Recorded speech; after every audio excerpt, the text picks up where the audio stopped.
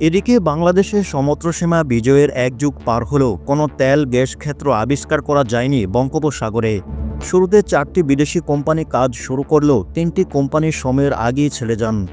আগামী ফেব্রুয়ারিতে বাকি কোম্পানিটি কার্যক্রম গুটিয়ে নিতে পারে। নতুন কোম্পানিকে কাজ দিয়ে সমুদ্রে তেল গ্যাস অনুসন্ধানে গত 10 মার্চ দরপত্র আহ্বান করা হয়।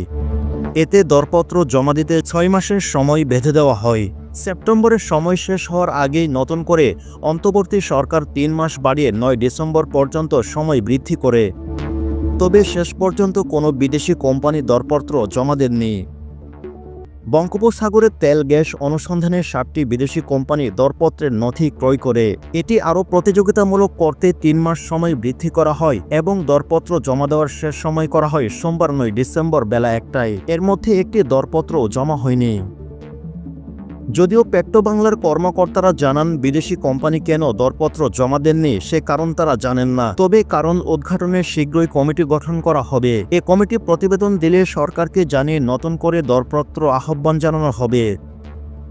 এদিকে কিছুদিন আগে বাংলাদেশে গ্যাস অনুসন্ধানে নতুন বিনিয়োগ পরিকল্পনার কথা জানিয়েছিলেন যুক্তরাষ্ট্রভিত্তিক কোম্পানি শেরভন। প্রধান উপদেষ্টা ডক্টর মোহাম্মদ ইউনূসের সঙ্গে সাক্ষাৎকালে শেরভন কর্মকর্তারা এ পরিকল্পনার কথা জানান। কিন্তু কেন তারা এই দরপত্রে অংশগ্রহণ করেনি তা জানা যায়নি। বাংলাদেশ তেল গ্যাস খনিজ সম্পদ কর্পোরেশন সূত্র জানায় বিদেশি কোম্পানিগুলোকে আগ্রহী করতে উৎপাদন অংশীদারি চুক্তি 2023-এ করা হয়। এতে প্রতি ইউনিট গ্যাসের দাম নির্ধারিত না রেখে জ্বালানি তেলের দাম 10% ধরা হয়। তেলের দাম বাড়লে গ্যাসের দামও বাড়বে, কমলে এটিও কমবে। এখন তেলের দাম $70 থেকে $72। এতে গ্যাসের দাম হবে $7.2। দরপত্র ডাকার সময় তেলের দাম ছিল $90 বেশি।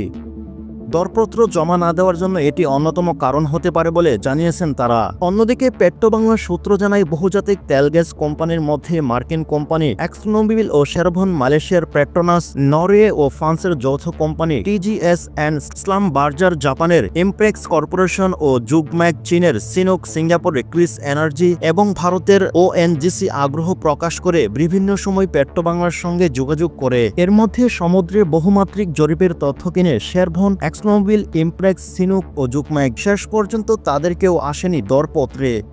এ বিষয়ে জানতে চাইলে পেট্রোবাংলার চেয়ারম্যান জনেন্দ্র নাথ সরকার বলেন, আনফরচুনেটলি দরপত্র জমা পড়েনি। হয়তো কোনো কারণ থাকতে পারে। আমরা কারণ উদ্ঘাটন করে এটিও রিভাইজ করতে হয়। সেটি করে সরকারের অনুমোদন নিয়ে দ্রুতই আমরা আবারও বিডিংয়ে যাব। তিনি জানান, আমরা প্রথমে একটি কমিটি দেব। কমিটি 1 বা 2 মাস স্টাডি করবে। আজ আমরা অনশোরের জন্য একটি নিয়োগ করেছি। চেয়ারম্যান মনে করেন, আমার মনে হচ্ছে প্রাইসটা আবারও 10% বের করেছে। আমরা যখন জমা দিই তখন এটি 90 ছিল, অর্থাৎ $9 ছিল। আর এটা 72, অর্থাৎ 7.2। তাদের ইনভেস্টের জন্য এটি হেভি রকমের কম। এদিকে গভীর সমুদ্রে 15টি ও অগভীর সমুদ্রে 11টি মিলে মোট 26টি ব্লক আছে বঙ্গোপসাগরে। এর মধ্যে 2010 সালে গভীর সমুদ্রে 2টি ব্লকে কাজ নেয় কনকোফিলিপস।